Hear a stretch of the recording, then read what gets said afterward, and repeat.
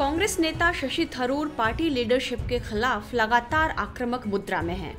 एक तरफ जहां उन्होंने कांग्रेस अध्यक्ष का चुनाव लड़ने के संकेत दिए हैं, वहीं दूसरी तरफ वे अपने लेखों के जरिए भी कांग्रेस लीडरशिप पर लगातार हमलावर हैं। थरूर ने हिंदी के एक अखबार में लेख लिखकर साफ तौर पर गांधी परिवार पर हमला बोला है और लिखा है कि एक लोकतंत्र में किसी पार्टी को स्वयं को वैसी स्थिति में नहीं लाना चाहिए जिसमें उसे लगने लगे कि एक ही परिवार उसका नेतृत्व कर सकता है।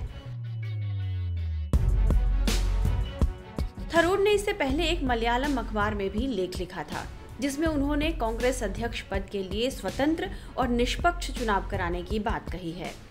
इस लेख में भी उन्होंने कहा कि कांग्रेस कार्य समिति की दर्जन भर सीटों के लिए पार्टी को चुनाव की घोषणा करनी चाहिए। उनके इस लेख के बाद ही उनके पार्टी अध्यक्ष का चुनाव लड़ने के कयास लगने लगे। अब थरूर का दूसरा लेख सामने आया है। अनुमान लगाया जा रहा है कि यह मलयालम में ही लिखे उनके लेख का हिंदी अनुवाद है।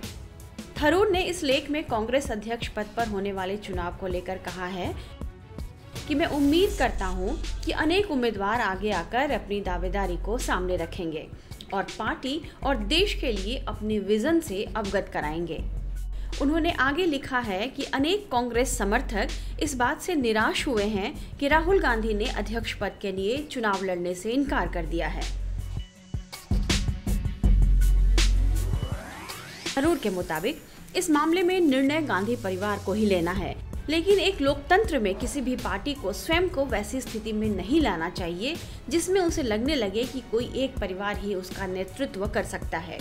एक स्वतंत्र और निष्पक्ष निर्वाचन चीजों को दुरुस्त करने का उचित तरीका होगा।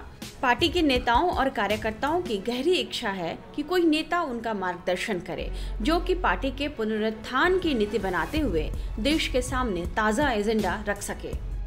आपको बता दें कि शशि थरूर कांग्रेस के असंतुष्ट नेताओं के समूह G23 का हिस्सा रहे हैं और 2020 में कांग्रेस अध्यक्ष सोनिया गांधी को पत्र लिखकर संगठनात्मक सुधार की मांग करने वालों में वे भी शामिल थे।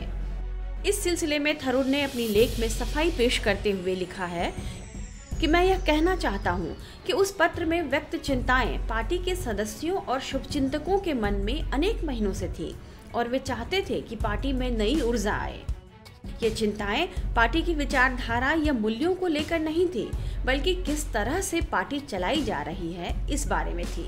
हम पार्टी को विभाजित या कमजोर नहीं करना चाहते, हम उसे मजबूत बनाना चाहते हैं। हम चाहते हैं कि आज बीजेपी देश के साथ जो भी कर रही है उसे कांग्रेस चुनौती दे सके। टाइम्स नाउ नवभारत डिजिटल की रिपोर्ट।